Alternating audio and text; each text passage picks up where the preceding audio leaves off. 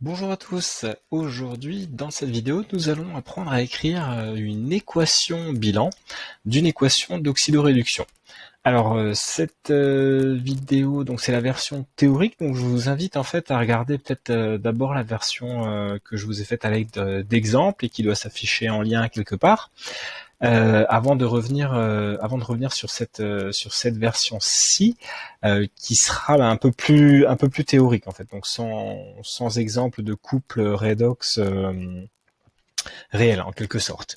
Alors dans un premier temps, on va peut-être revoir la définition d'une réaction d'oxydoréduction, et donc au cours d'une réaction d'oxydoréduction, eh bien il y a un échange d'électrons entre un oxydant et un réducteur. Donc l'oxydant, bien sûr, il va gagner des électrons, alors que le réducteur, il va en perdre finalement, et il va céder ces électrons à un oxydant. Alors pour ça, eh bien, on va partir de deux couples redox finalement théoriques. Donc je vais écrire oxydant 1 avec réducteur 1, et puis je vais écrire oxydant 2 avec réducteur 2. Et ce que je peux faire, c'est écrire les demi-équations redox, ou plutôt me dire dans un premier temps, éventuellement, ce que je peux dire, c'est que, en fait, ce qui va se passer, c'est que l'oxydant 1 va réagir avec le réducteur 2, et donc le réducteur 2 va céder des électrons à l'oxydant 1, qui va les gagner, et donc pour former finalement le réducteur 1 et l'oxydant 2, donc ça c'est la règle du gamma, finalement, on verra ça dans une autre vidéo. Alors ce que je peux faire, c'est écrire les demi-équations redox, et ici je vais écrire une demi-équation redox avec du côté gauche l'oxydant. Donc l'oxydant 1, il va gagner par définition un certain nombre d'électrons pour former le réducteur 1. Alors ce nombre d'électrons, je vais l'appeler par exemple N1. Il va gagner N1 électrons pour former le réducteur 1. Ici, je vais tout de suite écrire, donc ça, si vous remarquez bien, c'est une demi-équation de réduction, en fait, puisqu'on a le réducteur, l'oxydant, pardon, qui vient gagner des électrons, donc qui vient être réduit. Donc une réduction, c'est un gain d'électrons, on est d'accord. Au niveau du deuxième couple, comme c'est le réducteur 2 qui va réagir avec l'oxydant 1, je vais écrire le réducteur 2 d'abord. Donc je vais écrire réducteur 2. Et donc le réducteur 2, par définition, il est oxydé. Donc je vais écrire ici une demi-équation d'oxydation, et c'est-à-dire qu'il va perdre des électrons pour former son oxydant conjugué. Donc je vais écrire ici oxydant 2 plus, je vais écrire un plus, donc plus des électrons, n électrons, et je vais écrire un nombre d'électrons que je vais appeler n2 en fait. Et la difficulté dans une demi-équation dans l'écriture d'une équation bilan, c'est qu'en fait n1 est pas forcément égal à n2. En fait, quand n1 égale n2, c'est simple. Qu'est-ce que je fais? Je peux tirer ici un trait, et puis je peux additionner membre à membre donc ces deux demi-équations électroniques, et comme n1 égale n2, j'aurai le même nombre d'électrons de chaque côté et je pourrais les simplifier. Sauf que souvent, en fait, on n'a pas n1 égale n2, et nous, ce qu'on veut, c'est que l'oxydant 1 échange exactement le même nombre d'électrons, enfin le bon nombre d'électrons avec le réducteur numéro 2.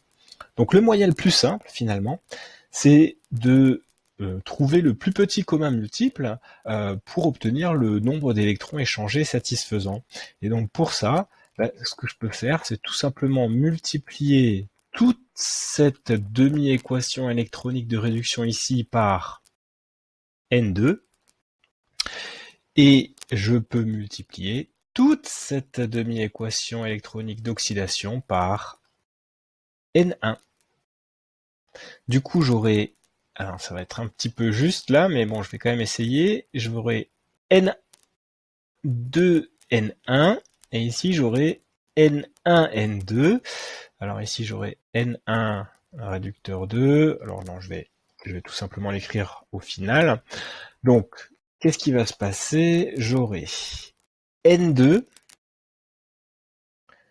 oxydant 1, plus donc N2, N1 électron, qui va donner, oula, hein, je vais un peu trop vite, plus toujours, alors au niveau du réducteur 2, eh bien j'ai multiplié toute cette équation par N1, alors il faudrait peut-être que je mette les bonnes couleurs, ici je mets N1 comme ça, donc plus N1 réducteur 2, et ça va me donner, donc je vais passer ici, donc là j'ai multiplié par N2, donc N2 réducteur 1, plus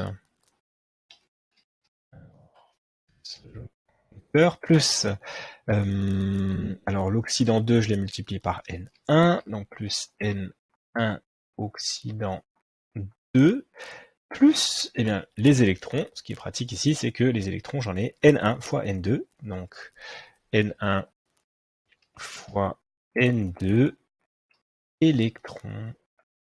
Et voilà, et en fait, si je regarde bien, ici j'ai N1 fois N2 électrons, ici j'ai N1 fois N2 électrons, et donc en fait je peux simplifier mon équation bilan, et il va me rester tout simplement N2 fois l'oxydant 1, plus N1 fois le réducteur 2, donne N2 fois le réducteur 1, plus N1 fois l'oxydant 2.